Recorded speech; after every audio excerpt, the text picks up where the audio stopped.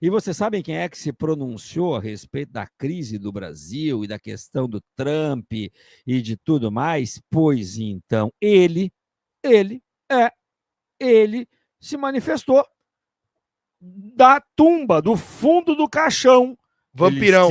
Ele se levantou, botou maquiagem e veio. E nós vamos ouvir a opinião dele e depois eu vou comentar com vocês. Ao longo do tempo, sempre pregamos a pacificação do país. Em momentos em que nada parece estar favorável, em que tudo parece se distanciar de uma solução, de estarmos debaixo de uma tempestade, é hora de procurar abrigo no porto seguro do diálogo. Na turbulência, mais do que nunca, é que devemos buscar entendimento, construir consensos, buscar convergências, buscar união, respirar respeito. É isso que mantém a democracia. Opa, não faz isso comigo, vampiro. Diz Não. o homem que deu um golpe na presidenta Dilma. Sim, parei que nós vamos até o fim, não tem problema. Mas a questão é a seguinte, ele deu um golpe na Dilma, só que ele é o cara que indicou o Moraes. E é aí que está o pano de fundo disso. Democracia viva e um país soberano. E tudo isso deve começar dentro de casa, para depois atravessar fronteiras. Digo isso profundamente entristecido com a taxação despropositada imposta aos nossos produtos e pela lamentável eliminação de vistos dos ministros da Suprema Corte, o que é injustificável e indivissível. São inadequações que não se resolvem, contudo, com bravatas, com ameaças, com retruques, com agressões. Resolve-se pelo diálogo que se faz entre nações, especialmente nações parceiras. E o diálogo se faz pelos mais variados meios, pela diplomacia tradicional, pelo contato dos legislativos e, naturalmente, pela interlocução entre os chefes dos respectivos governos. É difícil? No caso, pode ser, mas não pode deixar de ser tentado. Vivemos um momento em que a ação responsável e a experiência não podem ser esquecidas, devem ser praticadas. Em momentos sombrios, sejamos sóbrios. O bom senso e o cálculo estratégico devem prevalecer sem jamais partir para um confronto que transforme a situação em uma espécie de briga de rua, de brasileiros contra brasileiros, de país contra país. Devemos agir e reagir como uma nação livre e soberana que somos, sem excessos de ambas as partes e sempre rigorosamente guiados pelos tratados internacionais e pela nossa Constituição. É o meu desejo. Obrigado e um mundo melhor para todos. Lendo teleprompter, até lendo bem, né? Não é que lendo bem, a gente está acostumado com um imbecil que não sabe nem falar, não, ainda mais ler. Ele constrói o discurso dele até chegar na hora das sanções e da retirada de vistos dos ministros do Supremo, e a partir dali ele dá uma guinada no texto dele. Então, para o nós contra eles, que não pode ser assim, e que tem que ter paz e calma e consequência, ele é quem indicou o Alexandre de Moraes e talvez ele tenha renascido do sarcófago, da tumba, nos últimos tempos, mais pelas frases que citam ele ter sido aquele que nomeou o Alexandre de Moraes, do que por alguma coisa que ele tenha feito. Ele não vai conseguir, de maneira alguma, se posicionar contra o Alexandre de Moraes, porque aí é se posicionar contra aquilo que, para boa parcela da população, é o relógio a certa hora até mesmo estragado. Esse aí acertou quando botou o Alexandre de Moraes. Então, é esse o recado.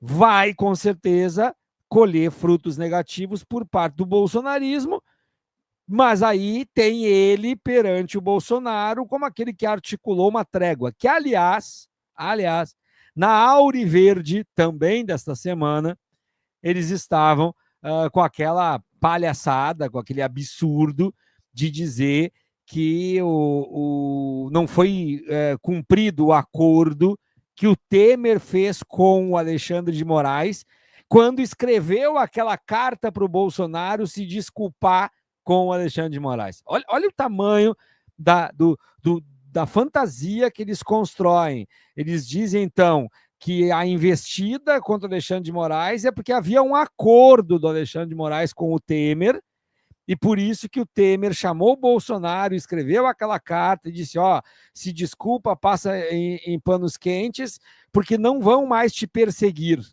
E aí o Alexandre de Moraes descumpriu o acordo com o Temer e passou a perseguir. Da cabeça do raio que o parta da família deles, que o Alexandre de Moraes tinha um acordo de cavalheiros com o Temer para não perseguir politicamente o Bolsonaro, que não é perseguido político, é um criminoso, na verdade.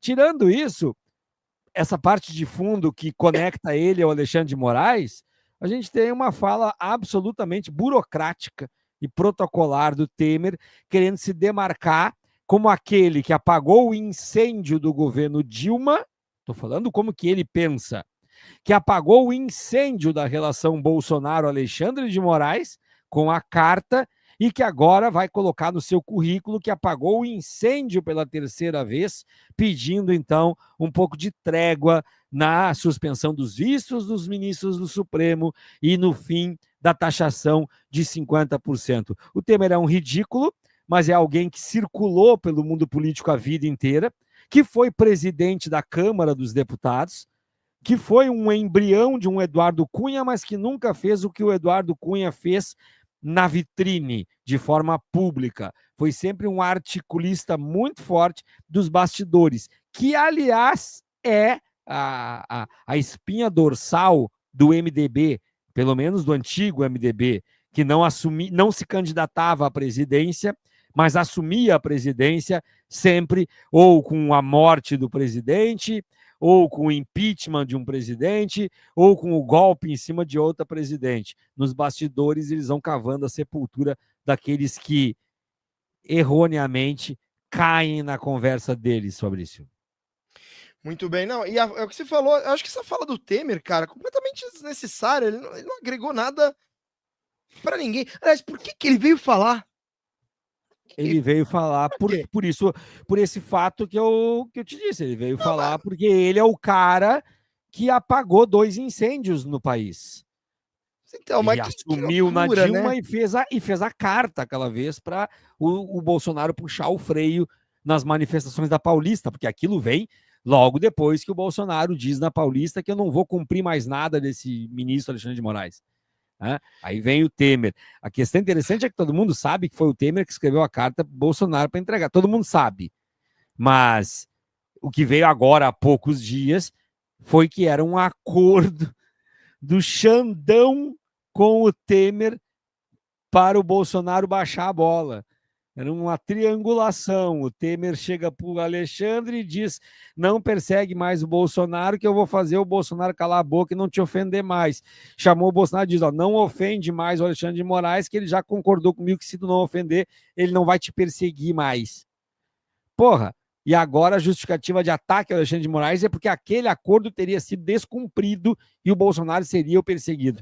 Depois disso, ele aparece agora, então, para resolver. Porque, afinal de contas, na cabeça dos bolsonaristas, afinal de contas, o Temer quer resolver porque foi tirado o visto do Alexandre de Moraes. Entende? O Alexandre de Moraes depende do Temer. O Brasil depende do Temer. O mundo, claro. Então, que loucura, né, cara? Cara absolutamente irrelevante hoje. Aquele momento do Bolsonaro na Paulista lá, que teve uma interferência que teve uma amplitude ali, algum tipo de consequência, mas a gente descobre o que é, de fato.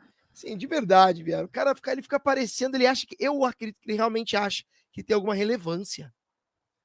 Ele acha que ele é relevante. Eu lembro quando faziam entrevistas com ele na época que ele estava com a popularidade, acho que 3% do povo apoiava o Temer, concordava lá com o Temer. Deixa eu ver. Não respondeu. Cara, eu tô achando que realmente 3% do povo. E ele, não, eu sou um presidente que é sim amado pelo povo.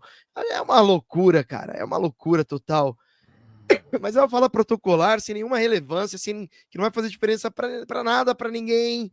Então não sei para que vem falar, sinceramente, assim. Não entendo.